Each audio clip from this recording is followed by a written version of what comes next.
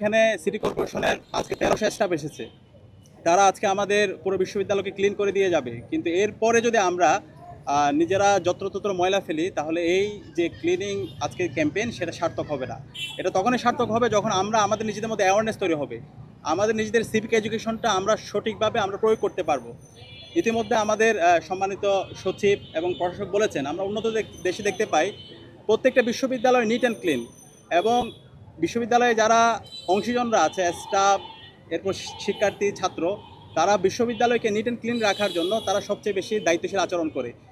যে কোনো ময়লা ডাস্টবিনে ফেলা, নিজেদের করিডোর পরিষ্কার রাখা, নিজেদের রুমগুলো পরিষ্কার রাখা, সেই ক্লিননেসের একটা প্রতিযোগিতা আমরা দেখতে পাই।